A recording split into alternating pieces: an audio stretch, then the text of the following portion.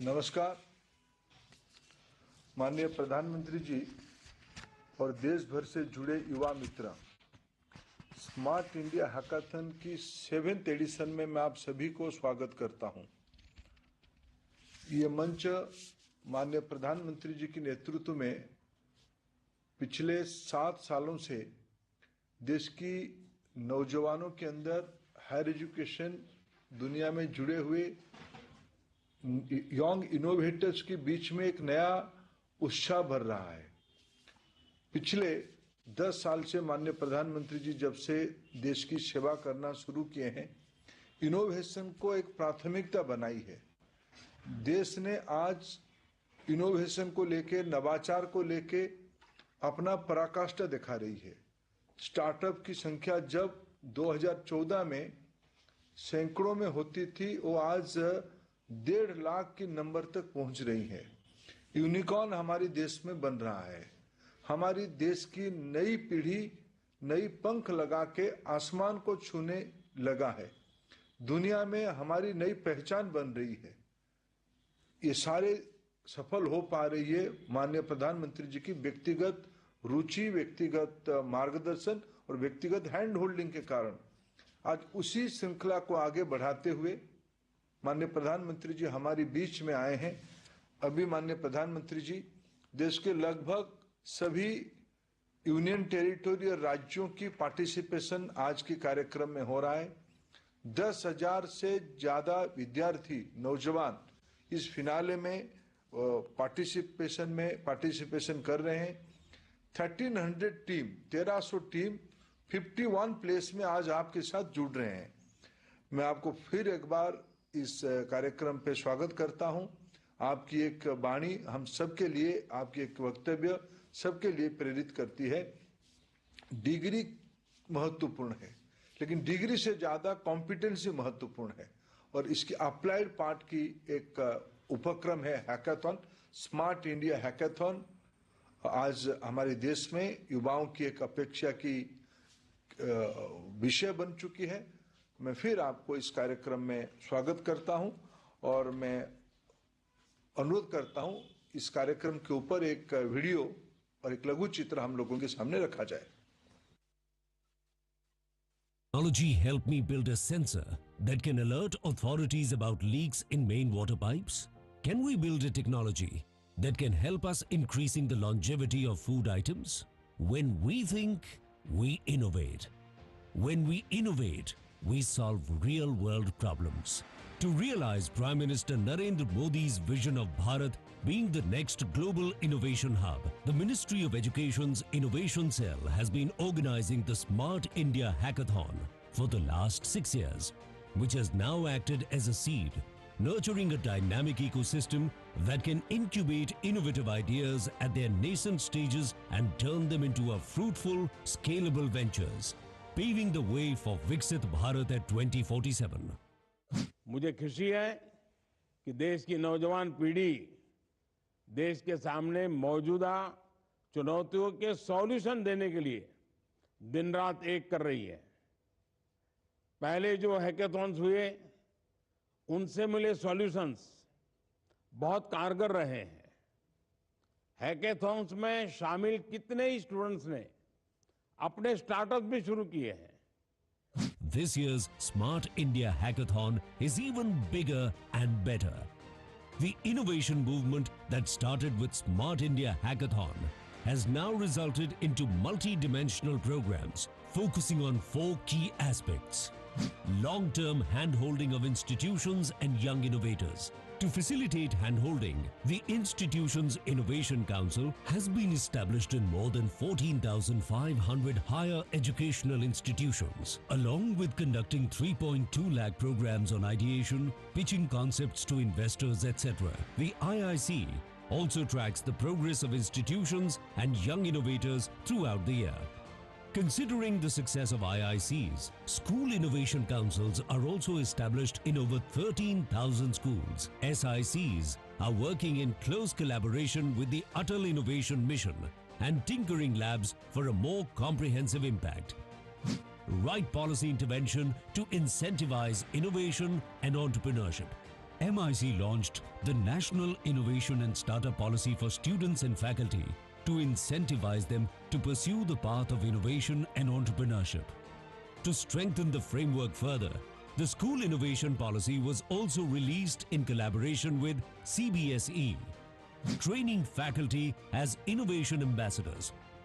MIC has trained 38,000 plus college faculty and 25,000 plus school teachers as innovation ambassadors, who are our on-ground change agents. Protecting intellectual property, Kapila provides assistance to innovators with patent registration and IP protection. After the introduction of Kapila, there has been 230% increase in IP filing.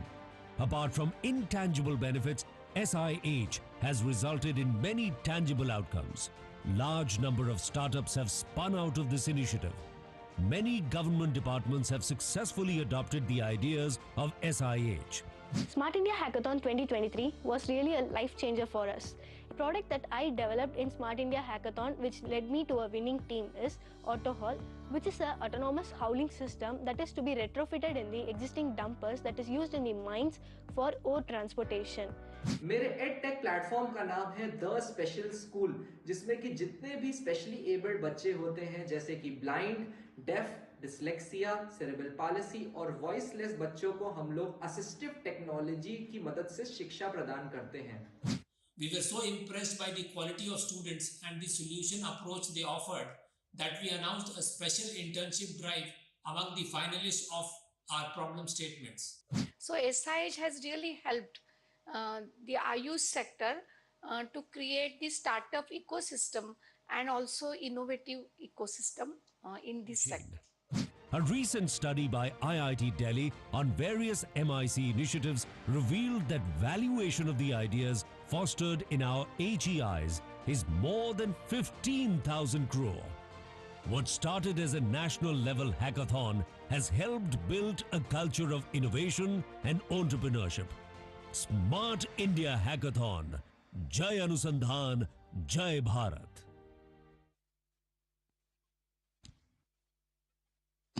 माननीय प्रधानमंत्री जी, जैसे भी हम लोगों ने अभी इकट्ठा हुए हैं 51 स्थान पे, 51 स्थान पे, मैं आपको अनुरोध करूंगा, आज आप 5 स्थानों की इनोवेटर्स के साथ सीधी बातचीत करेंगे.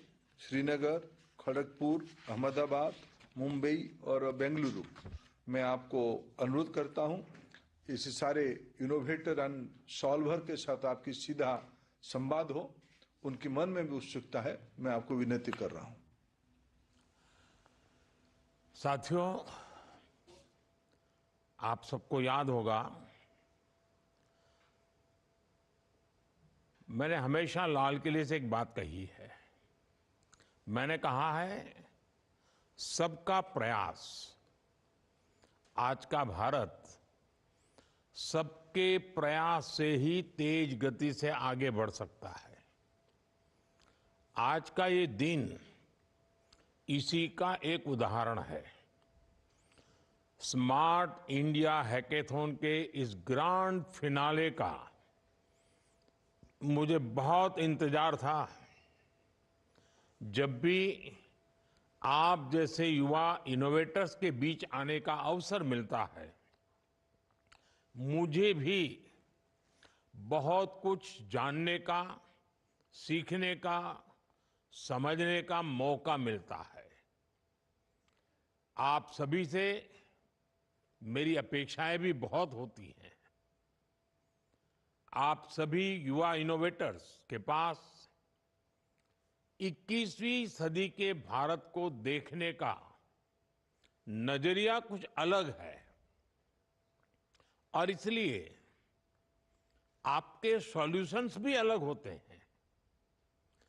इसलिए जब आपको नए चैलेंजेस मिलते हैं, तो आप उनके नए और अनोखे समाधान खोजकर दिखाते हैं. मैं पहले भी कई हैकेथॉन्स का हिस्सा रहा हूं. आपने कभी निराश नहीं किया. हमेशा मेरा विश्वास और बढ़ाया है। आपके पहले जो टीम्स रही हैं, उन्होंने सॉल्यूशंस दिए, वो आज अलग अलग मंत्रालयों में बहुत काम आ रहे हैं। अब इस हैकेथॉन में देश के अलग अलग हिस्सों में टीम क्या कर रही है, मैं आपके इनोवेशंस के बारे में जानने के लिए बहुत उत्सुक हूं। तो चलिए शुरुआत करते हैं। पहले कौन हमारे साथ बात करेंगे? पहले श्रीनगर के बिग ब्रेन्स ग्रुप आपसे चर्चा करेंगे। श्रीनगर। नमस्ते जी।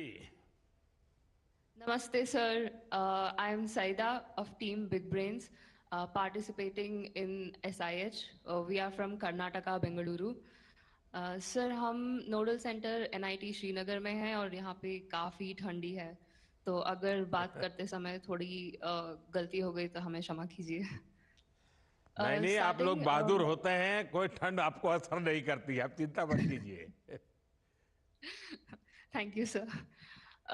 We are participating under the problem statement provided by Ministry of Social Justice and Empowerment, जहाँ पे we are building a virtual reality friend for children with autism spectrum disorder and intellectual disability, जहाँ पे they will be using this as an interactive skills enhancer. तो हमारे देश में there are around 18 million people on the autism spectrum, and there is one child out of every 100 children who faces intellectual challenges. तो इन सब को address करने के लिए we'll be building a tool which will act like a dost that they can carry on their smartphones. Virtual reality use करने के लिए उनको कोई special set की जरूरत नहीं होगी. They can access it from their phones या laptops या जो भी device है उनके पास. And ये एक ऐसा दोस्त होगा जो उनको उनकी हर task में guide करेगा. It is an AI powered virtual reality solution.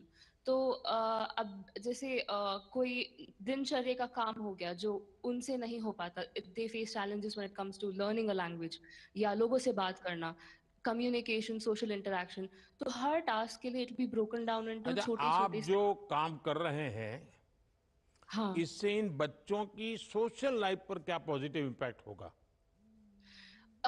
वो इस दोस्त की मदद से सीख पाएंगे कि सोशल इंटरैक्शंस में क्या सही है, क्या गलत है और कैसे लोगों को अप्रोच कर सकते हैं।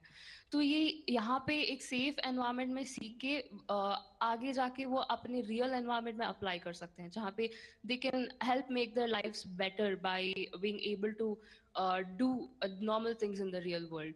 तो children with special needs have special requirements when it comes to learning. So we'll be providing them this ताकि there's no differentiation between normal people and their normal lives and children with special needs carrying on normal activities in their daily work. आपकी team में अभी कितने लोग इस समय काम कर रहे हैं? So all 6 of us are working, and in fact मेरी team काफी diverse है. So we have members with different technical backgrounds and geographical backgrounds. So we have a member who is a non-Indian. आप में से कोई हैं जिन्होंने ऐसे बच्चों के साथ कभी बातचीत की हो, उनकी कठिनाइयां समझने का प्रयास किया हो और फिर सॉल्यूशन की दिशा में गए हो? Yes, sir. तो हमारी टीम में there is a member who has a family relative who suffers from autism. And हम यहाँ आने से पहले we also spoke at different centers to understand कि इन बच्चों को क्या actual में दिक्कत होती है, so that we can address this in the right way. आप कुछ कह रहे थे, आपके साथी कुछ कहने वाले थे? हाँ जी सर, तो हमारी टीम में we have a member who is not an Indian. He's a foreign student studying in India. Hello, Mr. Prime Minister. My name is Mohammed Ali As-Saggaf, and I am an international student from Republic of Yemen. So I came to India to pursue my Bachelor of Engineering in Computer Science and Engineering. And I am part of Big Brains team where we are developing an AI-powered virtual reality experience that is specially designed for these kids these special kids. It is your first experience to be a part of this type of team? I've been part of different hackathons locally in Bangalore, but in this is my first time here in the SIH. And I'm very grateful for being part of this huge initiative. And I want to thank you, Mr. Prime Minister, and the government of India for giving me this opportunity. And from this place, I invite all my fellow Yemeni students and international students to be innovators outside, to be part of India's innovative ecosystem. Thank you.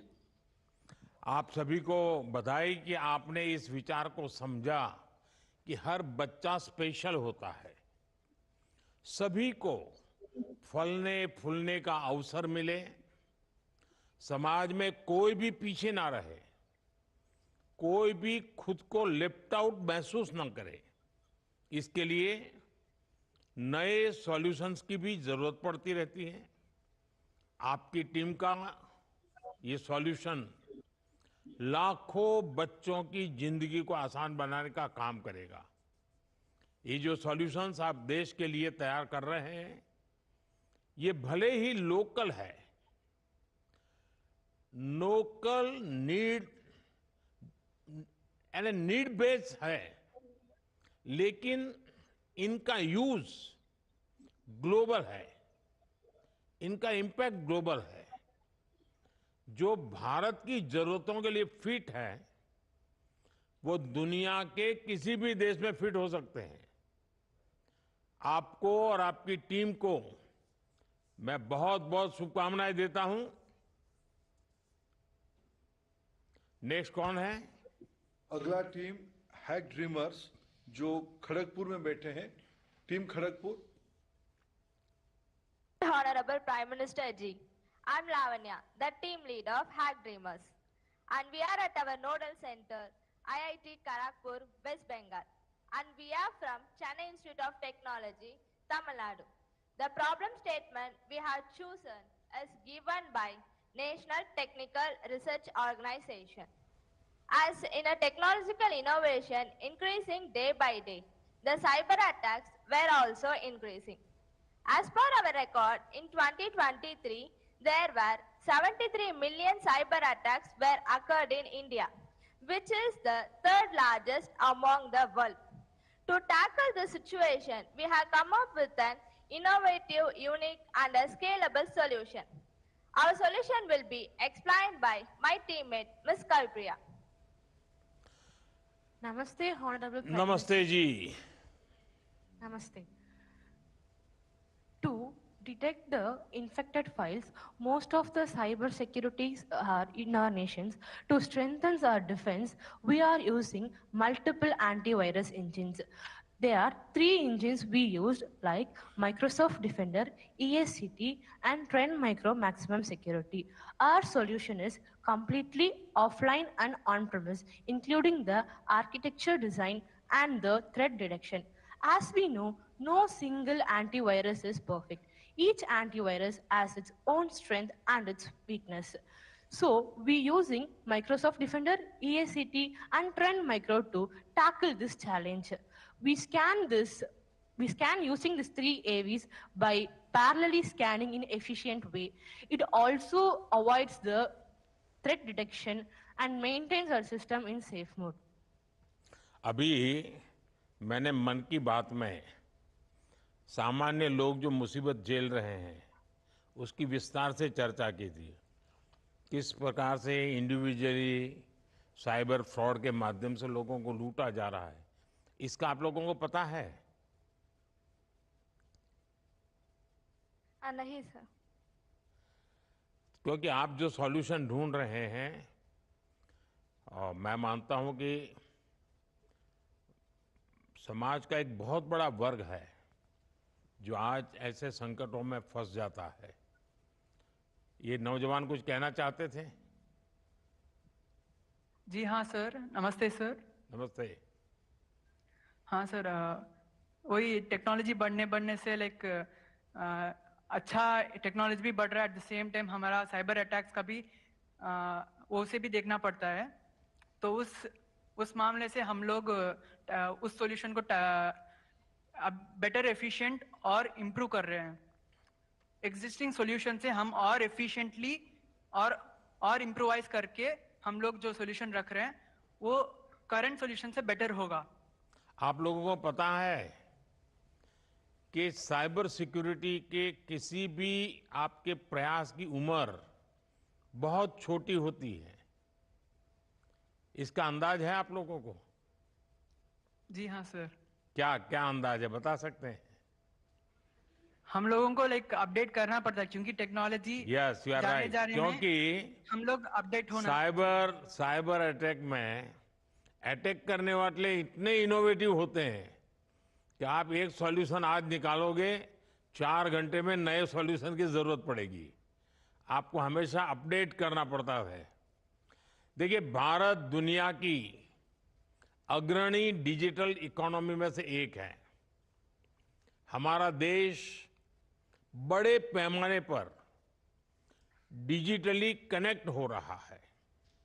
ऐसे में cyber crime का खतरा भी, जैसा आप लोगों ने कहा, ये लगातार बढ़ रहा है।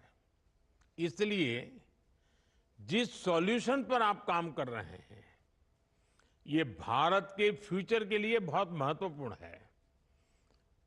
लेकिन जैसे मैंने कहा, ये वन टाइम सॉल्यूशन नहीं होता है। ये आपको हर समय, जैसे जितनी बार बारिश आए उतनी बार छाता खोलना पड़े, ऐसा है ये। लेकिन मैं आपको शुभकामनाएं देता हूं। आपने एक बहुत ही महत्वपूर्ण विषय को लिए मेहनत कर रहे हैं और आपके सॉल्यूशन जरूर मेरे सामने आएंगे और सरकार को भी बहुत इसका लाभ हो सकता है। मैं सभी आपके साथियों को, मैं देख रहा हूं पूरी आपकी टोली बड़ी उत्साह से भरी हुई है। सब लोग अपने मोबाइल फोन से इसका रिकॉर्डिंग भी करते नजर आ रहे हैं।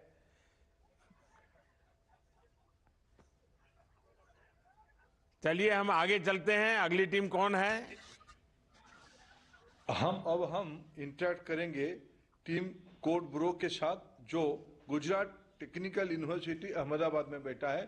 Over to Ahmedabad. नमस्ते प्रधानमंत्री जी। नमस्ते जी। So my name is Harshit and I am representing the team BroCode. Here we are going to developing the problem statement of ISRO. Our problem statement is enhancing the darker images of the solar panel, solar pole, which is located at the South Pole. So we are going to develop this solution by coming the name, the Chandvardhani. Chandvardhani is a solution where we can able to enhance the darker images into the higher quality of the image. So it is not only the image quality enhancer, it is also the decision-making skill. In the decision-making skill, we are going to detect the craters, boulders, and also the real-time site selection also, sir. आप कभी ये space की दुनिया में जो लोग काम करते हैं, क्योंकि अहमदाबाद में आप लोग बैठे हैं, वहाँ तो बहुत बड़ा सेंटर है स्पेस का, कभी वहाँ जाकर के उन लोगों से कोई चर्चा करके इश्यूज क्या है, क्वालिटी रिजल्ट के लिए क्या करना है, कुछ चर्चा की क्या? I had talked with the mentors and also the scientists among Hyderabad, but I had not reached the any centers like this because we are far away from the Andhra Pradesh. अच्छा, क्या इस project की वजह से हम चंद्रमा की geological और एनवायरमेंटल कंडीशन को और अधिक बेहतर ढंग से जान पाएंगे क्या? Yes, sir. Of course, we can able to detect the geological, uncover hidden features of the geological lunar exploration, sir. Example like we can able to detect the frozen bodies of water bodies, and also we can able to detect the craters and boulders. Boulders is nothing but the bigger stones or as the bigger particles around the moon surface, so that we can able to land the rover very smoothly by detecting these boulders and the craters. अभी आपकी team में कितने लोग काम कर रहे हैं? 6 members. 6 members are working in the teammates. सब अलग-अलग जगह से इकट्ठे आए या आप यहीं पर से पढ़ करके निकले हैं? In the problem statement, we had divided the task to all the members. The 3 members are doing the machine learning models, and the 2 members are doing upon the denoising filters for enhancing those images, sir. And now my teammate Sunil will continue the conversation, sir. देखिए, आपने बहुत महत्वपूर्ण विषय को चुना। कुछ कह रहे थे आप? नौजवान कोई और माइक ले रहे थे? Sir, we are from Andhra Pradesh. I don't know Hindi too much. Andhra Garu. Sir. Sorry for the interruption. हाँ बताइए. Namaste, Pradhan Mantri ji. Namaste. I'm Sunil Reddy Sarnala from Andhra Pradesh. We are team Code Bro. We are working on a machine learning model where we can enhance the images from the south pole of the moon. And these images can be enhanced by machine learning model where we are using two architectures. One is darknet and another one is photonet. Darknet is used to remove the shadow of the images and photonet is used to reduce the noise of the images. While taking the image from the south pole of the image, there will be low light conditions and also there will be high noise due to the low photons. So we are enhancing that image by using the neural networks. And those neural networks will be having the 1024 neurons each. And Harshit actually mentioned that there is a chance in the best case we can detect the frozen water bodies also. And I am very happy to speak with you, sir. And it was always my dream to talk with you. And you came to Nellore also. I am far in the crowd. I am always seeing and shouting like I am very biggest fan of you, sir. Thank you. Thank you for giving this opportunity, sir. देखिए साथियों, space technology में भारत की यात्रा को दुनिया बहुत उम्मीद से देख रही है. आप जैसे यंग ब्रेन्स जब इससे जुड़ते हैं तो उम्मीद और बढ़ जाती है. आप जैसे यूथ इनोवेटर्स को देखकर साफ है कि भारत ग्लोबल स्पेस पावर के तौर पर तेजी से अपनी भूमिका का विस्तार करेगा. मैं आप सभी को अपनी शुभकामनाएं देता हूं. आइए अब नेक्स्ट टीम कौन है? अगले टीम मिस्टिक ओरिजिनल्स, ये Welingkar institute of management development and research Mumbai के हैं. मुंबई की मित्र माननीय प्रधानमंत्री जी से बात करें. नमस्ते माननीय प्रधानमंत्री जी. नमस्ते जी. मेरा नाम महक वर्मा है और मैं टीम मिस्टिक ओरिजिनल्स की टीम लीडर हूं. हम लोग Indian institute of information technology Kota से हैं and it is an absolute honour to be here at smart India hackathon 2024 with my amazing team comprising Akshar Jangra, Kritan Agarwal, Sumit Kumar, Avinesh Rathore, Tushar Jain and our mentor Ananya Srivastava. हम लोग एक security challenge को टैकल कर रहे हैं जो कि भारत इलेक्ट्रॉनिक्स लिमिटेड द्वारा दिया गया है, which is microdoppler based target classification. That is to distinguish कि एक given object drone है या फिर bird है. क्योंकि problem ये है कि अक्सर both drones as well as birds they appear similar on the radar, जिसकी वजह से it may lead to false alarms, inefficiencies and other potential security threats, especially in sensitive areas जैसे military zones, airports and other critical infrastructures. And thus our aim is to develop a solution which processes advanced radar data using machine learning algorithms to accurately classify कि एक given object drone है या फिर bird है. To tell more about the solution, I would like to hand over to my teammate Akshar. नमस्ते माननीय प्रधानमंत्री जी. नमस्ते. मेरा नाम अक्षत है और मैं टीम मिस्टिक ओरिजिनल्स का सदस्य हूँ. So sir, our solution works by using micro Doppler signatures, which are the unique patterns generated by different objects. These can be due to the wing beats of birds or the rotor blade movements of drones. तो इसे हम fingerprints की तरह समझ सकते हैं. जैसे हर human being के अलग फिंगरप्रिंट होते हैं, वैसे ही हर ऑब्जेक्ट एक अलग माइक्रो डॉपलर सिग्नेचर देता है, जिसकी मदद से हम डिफरेंशिएट कर सकते हैं कि ये ऑब्जेक्ट एक ड्रोन है या फिर बर्ड है. And this differentiation is very crucial in preventing any disruptions in areas like airports, borders, and military zones where there is a lot of need for security. So if I talk about how our system works, आपको इतना difference पता चलेगा कि भाई नहीं ये bird नहीं है लेकिन ड्रोन है. लेकिन क्या आप ये भी बता पाएंगे कि कितने डिस्टेंस पर है, किस दिशा में जा रहा है, कितनी गति से जा रहा है, ये सारी चीजें इसमें मैप कर पाएंगे आप? हाँ जी सर, हम इस पर भी काम कर रहे हैं और हम जल्दी ये चीज भी कर पाएंगे.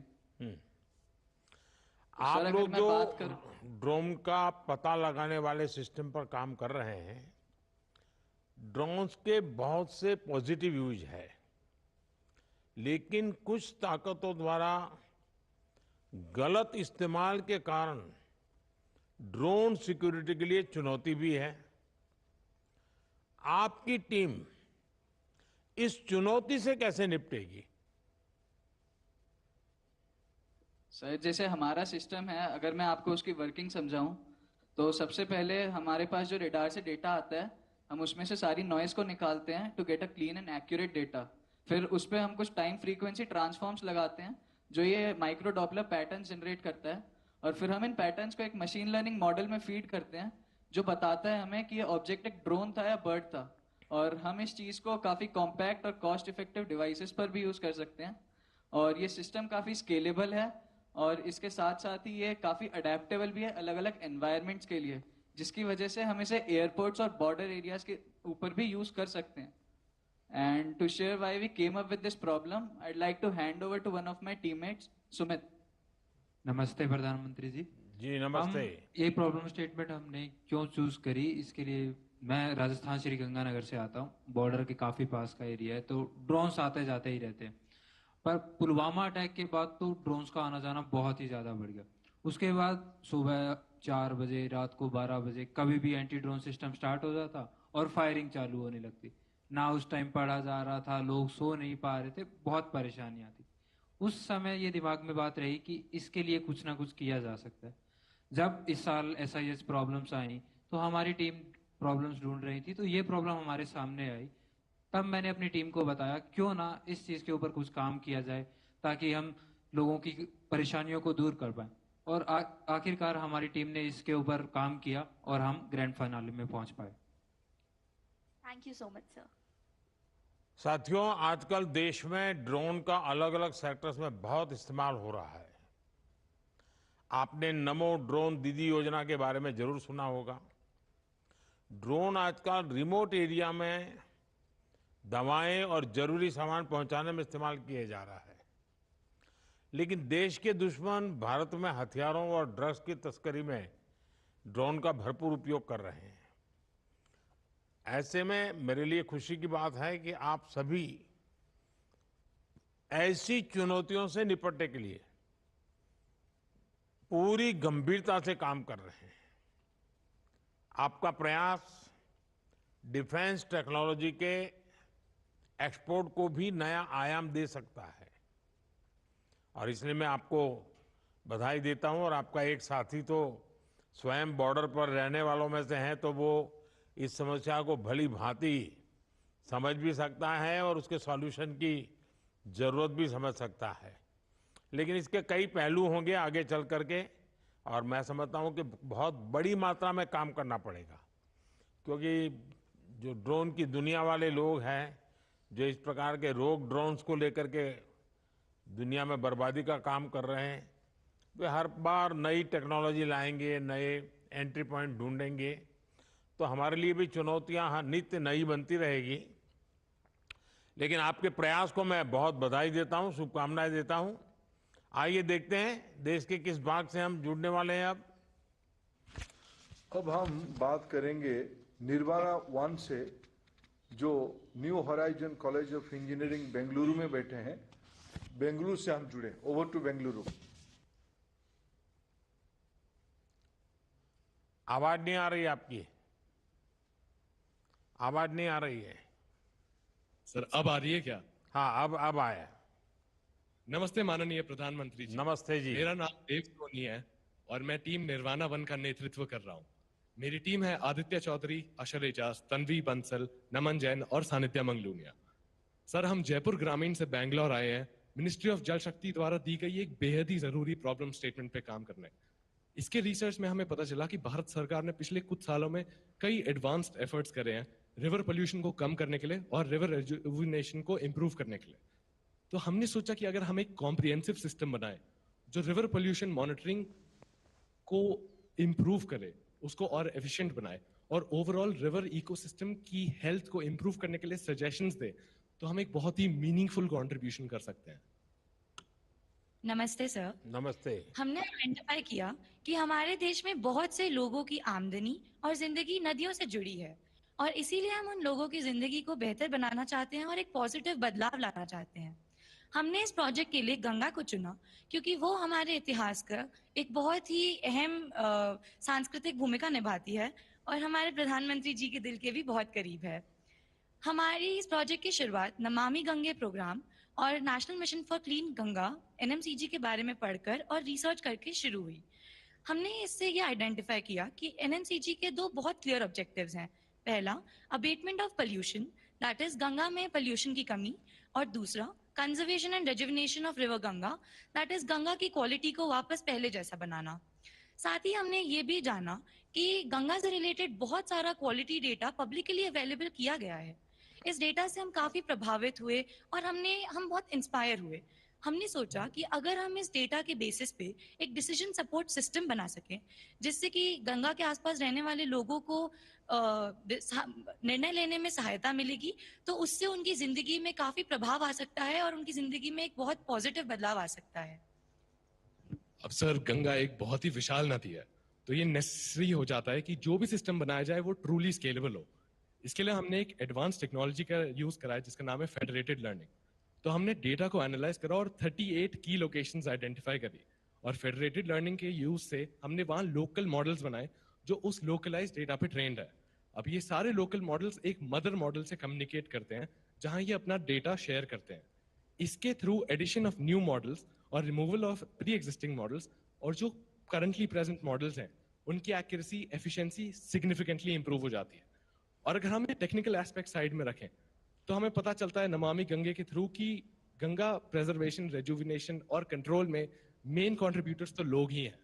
तो हमने इन स्टेक होल्डर्स के लिए ये जो डेटा और यूजर के बीच की दूरी है उसको कम करने के लिए एक एडवांस डैशबोर्ड बनाया है जहां पे हमने हर टाइप ऑफ स्टेक होल्डर जैसे ये इस बार बहुत बड़ा कुंभ मेला हो रहा है। गंगा जी के सर। तट पर 40-45 करोड़ लोग इकट्ठे होने वाले हैं। इस योजना जी का सर। कैसे लाभ ले सकते हैं? आपकी इस इनोवेशन का क्या लाभ ले सकते हैं वहाँ?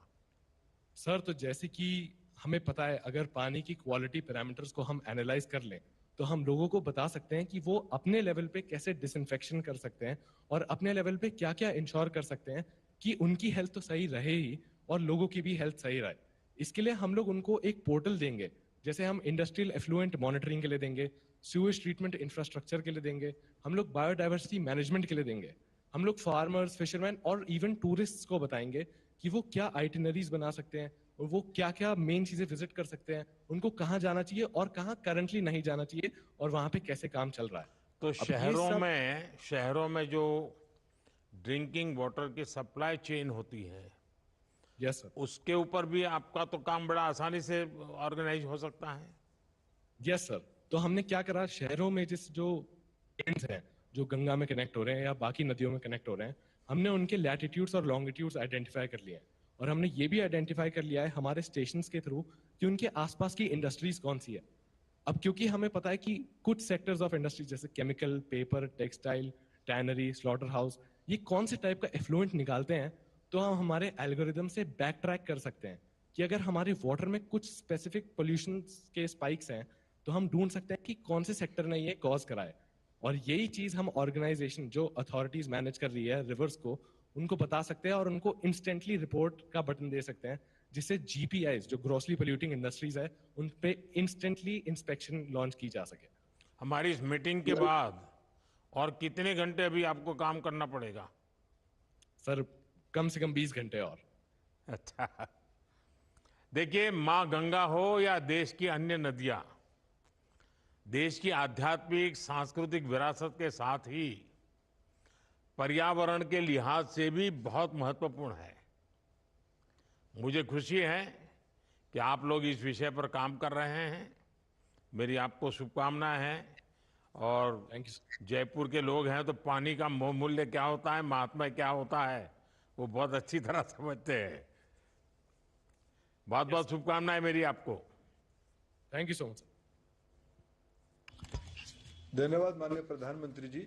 आज आपने आपकी प्रेरक मार्गदर्शन सभी यंग इनोवेटर के साथ साझा किए। सबको बहुत बहुत शुभेच्छा, धन्यवाद।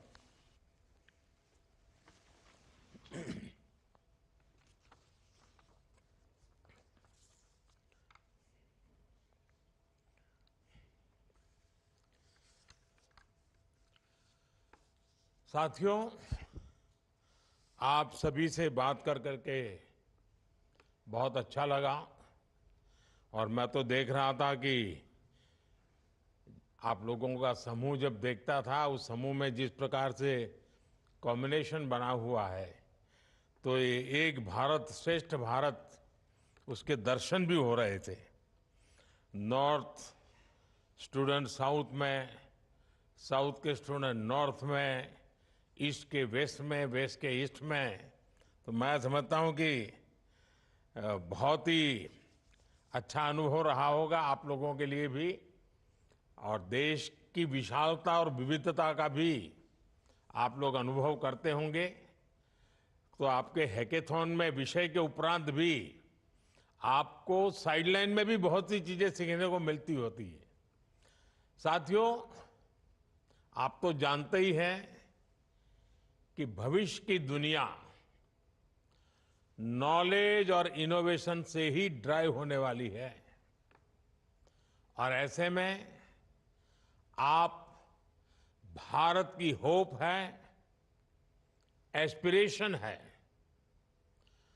आपके पर्सपेक्टिव अलग है, सोच अलग है, और एनर्जी का लेवल तो बहुत ही अलग है, लेकिन सबका एम एक ही है। भारत दुनिया का सबसे इनोवेटिव, प्रोग्रेसिव और प्रॉस्परस देश बने। आज दुनिया कह रही है कि भारत की ताकत ये हमारी युवा शक्ति है, हमारा इनोवेटिव यूथ है, हमारी टेक पावर है। भारत की ये ताकत आप सभी में स्मार्ट इंडिया हैकेथॉन में साफ साफ नजर आती है। मुझे खुशी है कि स्मार्ट इंडिया हैकेथॉन भारत के युवाओं को ग्लोबली बेस बनाने का एक बेहतरीन प्लेटफॉर्म बना है। जब से स्मार्ट इंडिया हैकेथॉन शुरू हुआ है, करीब 14 लाख स्टूडेंट्स ने स्मार्ट इंडिया हैकेथॉन में हिस्सा लिया है। इन छात्रों ने 2 लाख टीमें बनाकर करीब 3000 प्रॉब्लम पर काम किया है। 6400 से ज्यादा इंस्टीट्यूशंस, करीब 6500 इंस्टीट्यूशंस इससे जुड़े हैं। इस हैकेथॉन की वजह से सैकड़ों नए स्टार्टअप्स का जन्म हुआ है। और मैंने एक बात और नोट की है, 2017 में 2017 में स्टूडेंट्स की तरफ से 7000 से ज्यादा आइडियाज सबमिट किए गए थे। इस बार इन आइडियाज की संख्या 57,000 से भी ज्यादा हो गई है। From 7,000 to 57,000। ये दिखाता है कि भारत का युवा किस तरह अपने देश की चुनौतियों के समाधान के लिए कमर कस के आगे बढ़ रहा है। साथियों, बीते 7 सालों में जितने भी हैकेथॉन हुए हैं, उनके बहुत सारे सॉल्यूशंस आज देश के लोगों के लिए बहुत उपयोगी सिद्ध हो रहे हैं। कई बड़ी समस्याओं का समाधान इन हैकेथॉन्स ने दिया है। जैसे 2022 के हैकेथॉन में आप जैसे युवाओं की एक टीम ने साइक्लोन की इंटेंसिटी मापने के लिए सिस्टम पर काम किया था। हैकेथॉन में जो सिस्टम डेवलप किया गया उसे अब इसरो द्वारा डेवलप की गई टेक्नोलॉजी के साथ इंटीग्रेट किया गया है। ये सुनकर आपको भी गर्व होता होगा। 4-5 साल पहले हैकेथॉन में एक और टीम ने एक ऐसा वीडियो जियो टैगिंग ऐप बनाया जिसने डेटा कलेक्शन को बहुत आसान बना दिया है। इसका भी उपयोग अब स्पेस से जुड़ी रिसर्च में किया जा रहा है। हैकेथॉन की एक और टीम ने real time blood managing system पर काम किया था। ये ऐसा सिस्टम था जो किसी नेचुरल डिजास्टर के समय वहां मौजूद ब्लड बैंक्स की डिटेल्स दे सकता है। इससे भी आज एनडीआरएफ जैसी एजेंसियों को बहुत मदद मिल रही है। कुछ साल पहले एक और टीम ने दिव्यांग जनों के लिए एक ऐसा प्रोडक्ट बनाया जो उनके जीवन से मुश्किलों को कम करने में मददगार साबित हो रहा है। आज भी हैकेथॉन में हिस्सा ले रहे आप सभी युवाओं के लिए ऐसी सैकड़ों सफल केस स्टडीज प्रेरणा है। ये दिखाती है कि कैसे आज देश के युवा सरकार के साथ मिलकर देश के विकास के लिए देश के सामने मौजूद चुनौतियों से निपटने के लिए काम कर रहे हैं। इसलिए उनमें देश की समस्याओं के समाधान को लेकर, देश के विकास को लेकर एक ओनरशिप की भावना आ रही है। आज भी आप सबसे बात करने के बाद मेरा कॉन्फिडेंस और बढ़ गया है कि देश विकसित भारत होने के सही ट्रैक पर है। आप जिस तत्परता से, जिस कमिटमेंट के साथ भारत की समस्याओं के इनोवेटिव सॉल्यूशंस ढूंढ रहे हैं, वो अद्भुत है। साथियों, आज देश की जो एस्पिरेशंस है उसमें हमें हर चुनौती के लिए आउट ऑफ द बॉक्स सोचना ही होगा। हमें हर सेक्टर में out of the box thinking की ये अप्रोच हमारी आदतों में शामिल करनी होगी। इस हैकेथॉन की विशेषता भी रही है, इसका प्रोसेस भी इंपॉर्टेंट है और प्रोडक्ट भी इंपॉर्टेंट है। एक समय था जब सरकार ही देश की समस्याओं के समाधान का दावा करती थी, लेकिन अब ऐसा नहीं है। आज ऐसे हैकाथॉन के जरिए स्टूडेंट्स, टीचर्स और मेंटर्स को भी इन समाधानों से जोड़ा जा रहा है।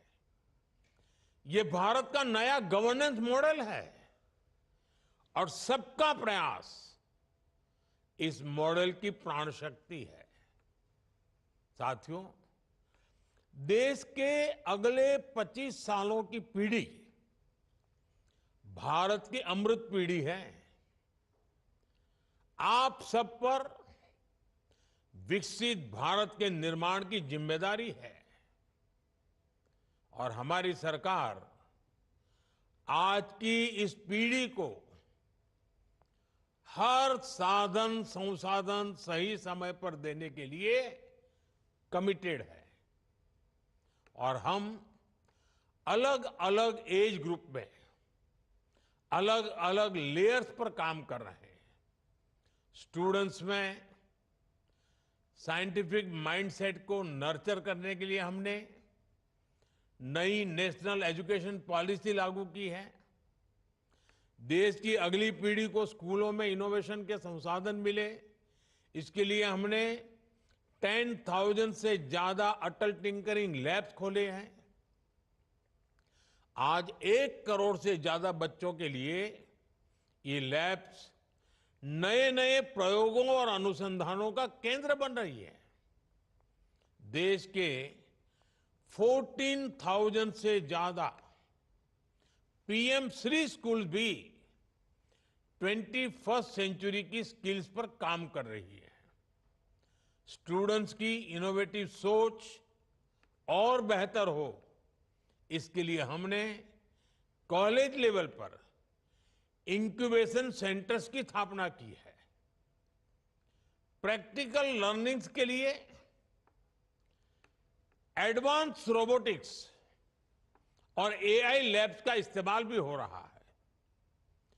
युवाओं के क्वेरीज का समाधान हो, इसके लिए जिज्ञासा प्लेटफॉर्म बनाया गया है। इसमें युवाओं को साइंटिस्ट से सीधे जुड़ने और बातें करने का अवसर दिया जा रहा है। साथियों, आज ट्रेनिंग के अलावा नौजवानों को स्टार्टअप इंडिया अभियान के जरिए आर्थिक मदद भी दी जा रही है। उन्हें टैक्स में भी छूट दी जा रही है। नौजवानों को अपने बिजनेस के लिए 20 लाख रुपए तक के मुद्रा लोन की भी व्यवस्था की गई है। नई कंपनियों के लिए देश भर में टेक्नोलॉजी पार्क और नए आईटी हब बनाए जा रहे हैं। सरकार ने 1 लाख करोड़ रुपए का रिसर्च फंड भी बनाया है। यानी कैरियर के हर स्टेज पर सरकार आप सब नौजवानों के साथ खड़ी है, उनकी जरूरतों के हिसाब से काम कर रही है। ऐसे हैकाथॉन भी हमारे नौजवानों को नए नए अवसर दे रहे हैं। और ये सिर्फ कोई औपचारिक सा इवेंट नहीं है, एक स्थायी इंस्टीट्यूशन को इवॉल्व करने की प्रक्रिया है। ये हमारे प्रो पीपल गवर्नेंस मॉडल का हिस्सा है। साथियों, अगर हमें दुनिया की इकोनॉमिक सुपर पावर बनना है तो हमें इकोनॉमी के नए सेक्टर्स पर खूब काम करना होगा। आज भारत डिजिटल कंटेंट क्रिएशन से गेमिंग तक कई ऐसे सेक्टर्स में आगे बढ़ रहा है जो 10 साल पहले तक बहुत इवॉल्व नहीं हुए थे। आज भारत कैरियर के नए रास्ते भी बना रहा है, युवाओं को नए रास्ते तलाशने और उन पर प्रयोग करने के अवसर भी दे रहा है। युवाओं की क्यूरियोसिटी और कन्विक्शन को समझते हुए सरकार उनके इंटरेस्ट को बढ़ावा दे रही है। सरकार रिफॉर्म्स करके उनके रास्ते से रोड़े हटा रही है। अभी कुछ समय पहले ही पहले नेशनल क्रिएटर्स अवार्ड का आयोजन किया था। इसका उद्देश्य कंटेंट क्रिएटर्स की मेहनत और क्रिएटिविटी को रिकॉग्नाइज करने का था।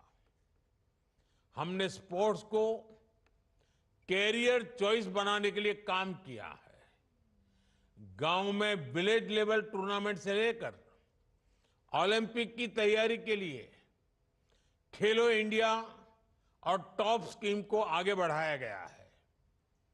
National centre of excellence for animation, visual effects, gaming, comics and extended reality का असर भी दिखने लगा है। इसके कारण गेमिंग भी एक प्रॉमिसिंग कैरियर चॉइस बन रही है। साथियों, अभी हाल में एक बहुत बड़ा फैसला सरकार ने किया है। इसकी पूरी दुनिया में प्रशंसा हो रही है। ये फैसला इंटरनेशनल जर्नल्स को लेकर भारत के नौजवानों, भारत के रिसर्चर्स, भारत के इनोवेटर्स को एक्सेस देने का है। वन नेशन वन सब्सक्रिप्शन, ये स्कीम अपने आप में दुनिया की अनूठी स्कीम में से एक है, जिसके तहत सरकार प्रतिष्ठित जर्नल्स की सब्सक्रिप्शन ले रही है, ताकि किसी भी जानकारी से भारत का कोई भी युवा वंचित ना रहे।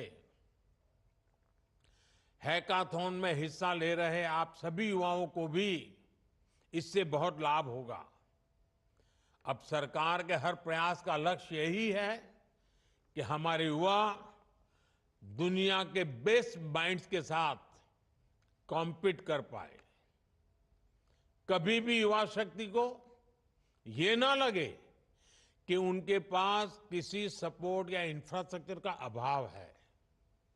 मेरे लिए युवा का विजन ही सरकार का मिशन है, और इसलिए सारे मेरे नौजवानों को जो भी चाहिए, सरकार के रूप में हम उस दिशा में हर काम कर रहे हैं।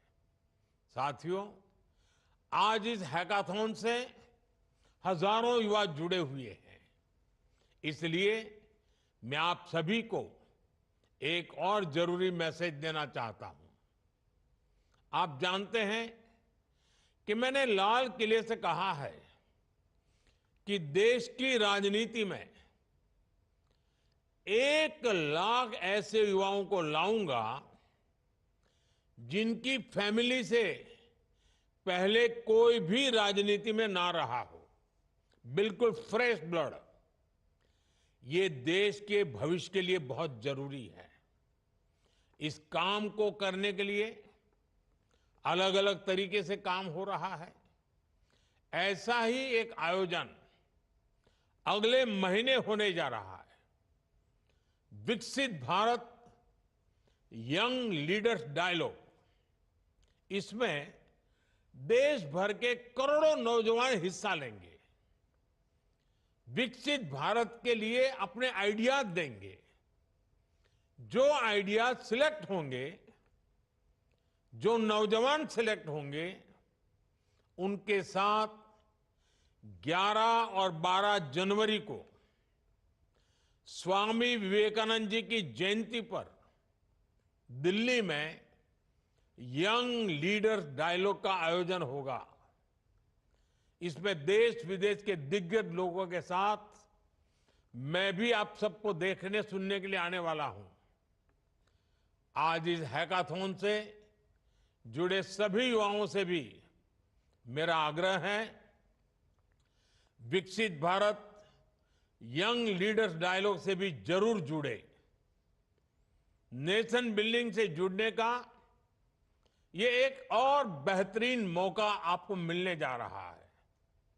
साथियों, आपके लिए आने वाला समय एक अपॉर्चुनिटी भी है, साथ साथ एक रिस्पॉन्सिबिलिटी भी है। मैं तो चाहूंगा स्मार्ट इंडिया हैकाथॉन की टीमें सिर्फ भारत ही नहीं, ग्लोबल प्रॉब्लम्स पर भी और बेहतर तरीके से काम करें। अगले साल जब हम इस हैकाथॉन में आए तो कोई ऐसा उदाहरण भी हो जो किसी ग्लोबल क्राइसिस का समाधान करने का माध्यम बने। देश को आप सभी इनोवेटर्स, आप सभी ट्रबल शूटर्स के सामर्थ्य पर विश्वास भी है, गर्व भी है।